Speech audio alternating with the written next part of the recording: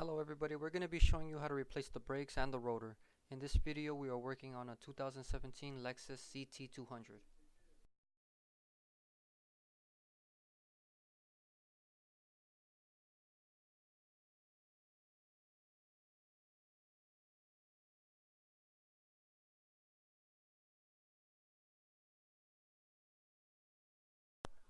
When removing the brake pad housing or caliper, it's best to remove the bottom bolt only. Once the bottom bolt is removed, you can pull up the caliper and slide it out.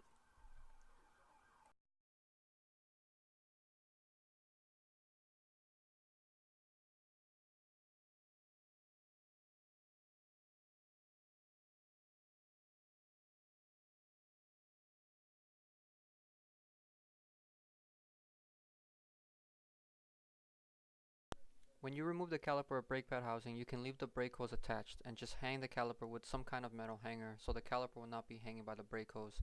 Even though I've never seen a caliper hanging from the brake hose and brake, it's always best to hang the caliper with some kind of metal hanger just to be on the safe side.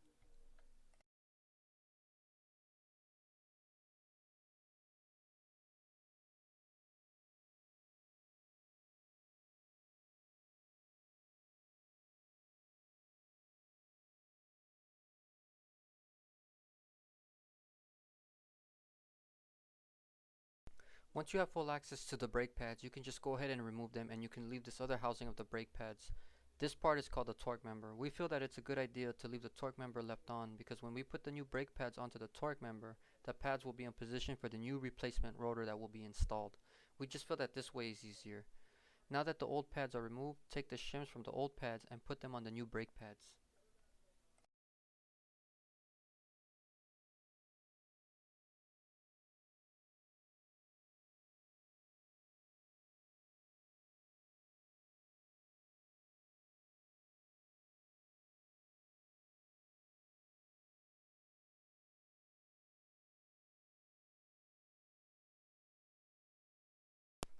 Now that the new brake pads are on the torque member, you can remove the torque member along with the new brake pads left on. Remember, we are installing the new brake pads now so that it will be easier to reinstall them with the new rotor.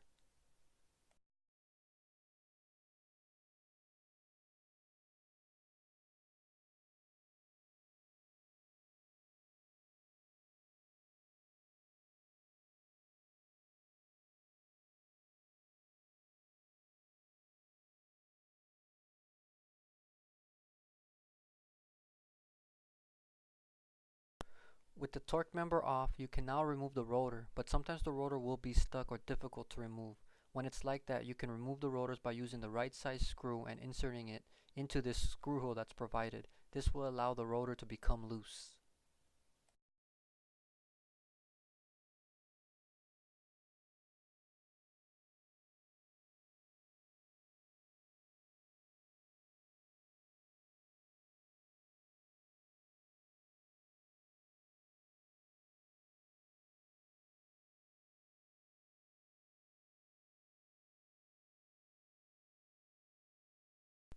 With all the brake components off, like the torque member and caliper and rotor, you can install the new rotor now.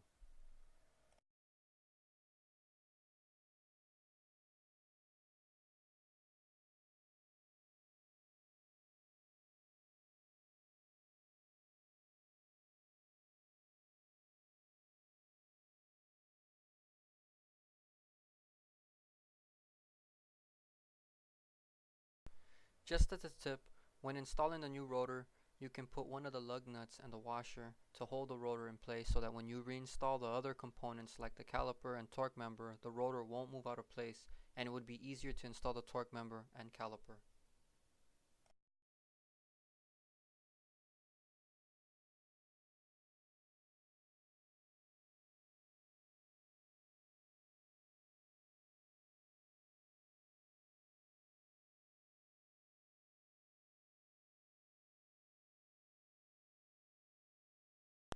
You can apply some lube to the brake pads and to the bolt on the caliper.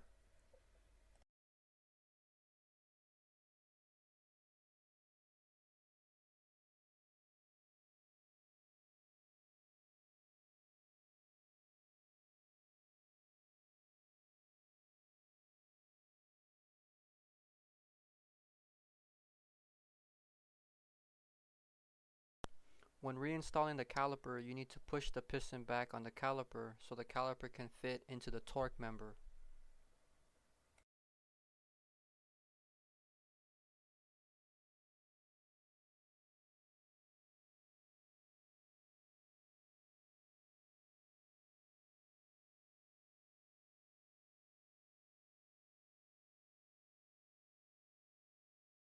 When all is done and everything is installed, just make sure everything is tight, and if everything is, this side of the car's brake and rotor replacement should be completed.